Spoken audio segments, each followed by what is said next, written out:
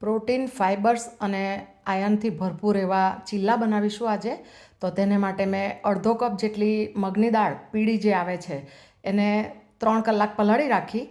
હવે એને પાણીની તારી લઈને મિક્સર જારમાં લઈશું. એક ટામેટું છે અને થોડી પાલક લીધી છે 1/4 કપ. એક મોડું મરચું ઉમેર્યું છે. 2 લીલા કાંદા છે સમારીને ધોઈને લીધા અને ½ ટીસ્પૂન જેટલી લસણની પેસ્ટ અને લગભગ 50 ગ્રામ જેટલું પનીર લીધું છે. 3 ટેબલસ્પૂન પાણી ઉમેરીને એને બારીક પેસ્ટ કરી લઈશું.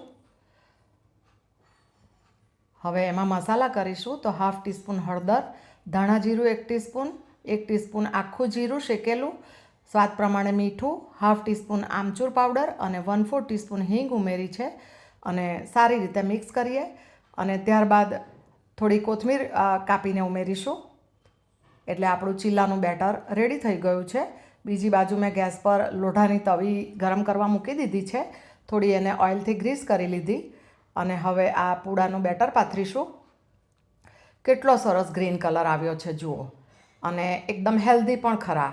ઓછામાં ઓછું તેલ વાપરીને એને આપણે બનાવીશું. તમે નોનસ્ટિકમાં પણ બનાવી શકો. અને એક બાજુ થોડા કૂક થઈ જાય એટલે હળવે હાથે એને આ રીતે પલટાવી લઈશું.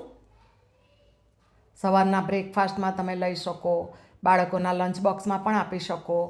તો આવી હેલ્ધી વસ્તુ બાળકો પણ ખાતા શીખે અને આપણને પણ આરોગ્ય માટે સારું પડે. તો બંને બાજુ સરસ આપણો ચીલ્લો તૈયાર થઈ ગયો છે. તો આ રીતે આપણે બાકીના પૂડા પણ, ચીલ્લા એટલે કે પૂડા તમે જે કહો એ, તૈયાર કરી લઈશું. અને તમે જુઓ કે હું કેટલું ઓછામાં ઓછું તેલના ડ્રોપ્સ ઉમેરું છું ફરતે, એટલે કે ઓછા તેલમાં બનાવું છું. અને પનીર, મગની દાળ વગેરે પ્રોટીનથી ભરપૂર, એની અંદર આપણે પાલકની ભાજી, લીલા કાંદા, કોથમીર પણ ઉમેરી છે. તો બહુ જ ટેસ્ટી છે. તો પૂડા તૈયાર થઈ ગયા છે. તો એનું સર્વિંગ કરીશું. તમે સિમ્પલ દહીં સાથે અથવા તો ટમેટો કેચઅપ જોડે અથવા ગ્રીન ચટણી સાથે પણ સર્વ કરી શકો. મેં કેચઅપ મૂક્યો છે અને કેટલા સોફ્ટ થયા છે તમે જુઓ. હાથમાં લઉં ને એટલે જ એકદમ સરસ સોફ્ટ છે. તો તમારું ધ્યાન રાખજો અને આવજો.